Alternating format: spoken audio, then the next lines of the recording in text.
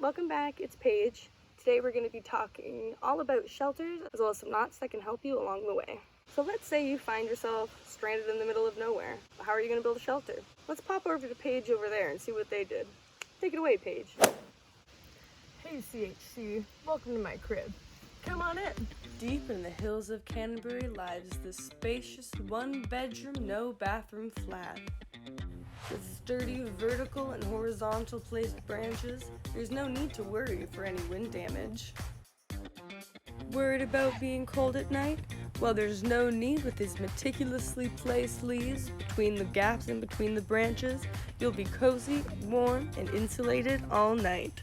There are two basic principles when it comes to building a shelter. Number one, you're going to need something to block the elements. Without good shelter, you'd only be able to survive for a few hours. So you're going to need something that's going to block either the wind, rain, the sun, or the snow. Second principle of shelter making is you'll need a support system, whether that's a beam of some sort or a series of beams. Here we did logs up against a tree, and some horizontally and some vertically. So that was our support structure, and then we filled in all the holes with leaves just to give it more insulation. Now let's go over the type of shelter you would make if you were camping.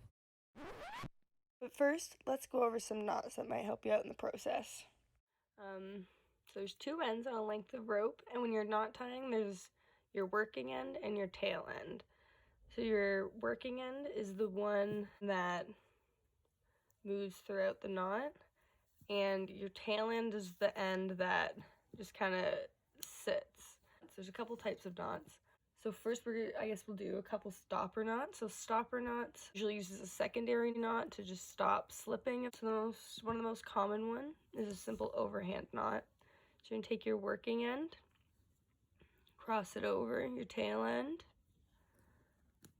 and pull it through. Boom.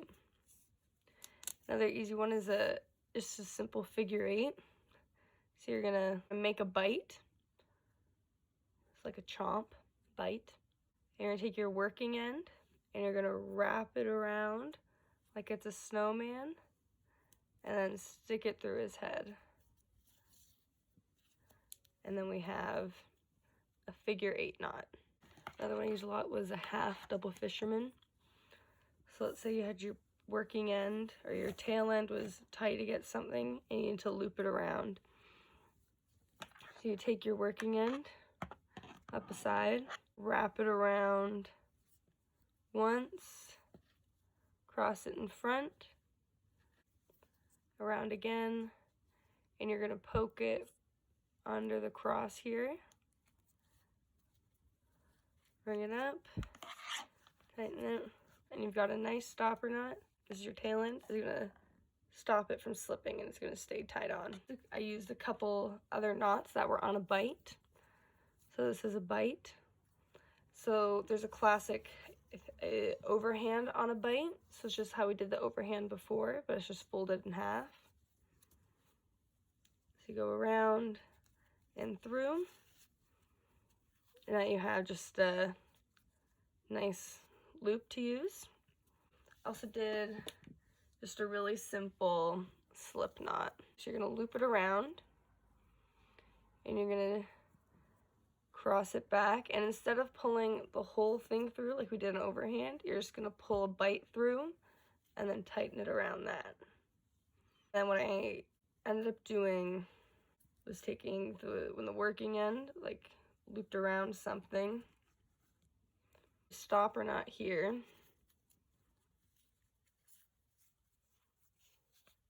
and it would go through here, and then tighten the slip knot, and then it would stop on the stopper knot. So we have a slip knot right here, so that can be tight, that tightens, and it moves along here, and we have a stopper knot here, and stop it right there. And even if you want to get fancy, you can even take this extra bit and do a half. I don't have enough, but you could do a half double fisherman through if you want to really secure down. Now, if you can't fit your rope through the loops of the tarp, you can use these bite knots. Make them along before you tie it to the other tree, and then carabiner on the bite to the tarp. Now back to the camping shelter. I wrapped the rope around the tree and then secured it with a half double fisherman. Then I wove the rope through the tarp and wrapped it around the other tree. I just straightened out the tarp and pegged it down with some sticks. Then I straightened everything out to my liking, laid down the last tarp, and we were dancing. At the beautiful Elements campsite at Canterbury Hills, we're at lovely lean-to.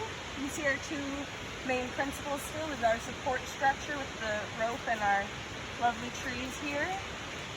The tarp is what's going to be protecting us from all that exposure. Indeed, the wind was coming this way. It would block that for us. If it's raining, the rain will run right off of it, and it even gives a nice spot of shade from the beating summer sun.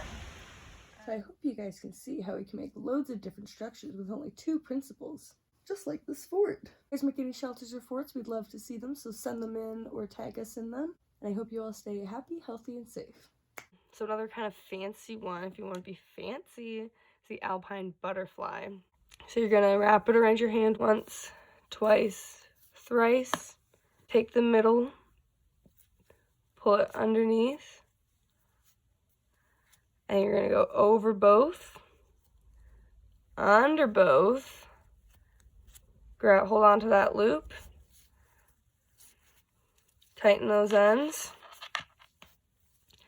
and you've got yourself an alpine butterfly. So you got a cross and then loops and then equal sign there.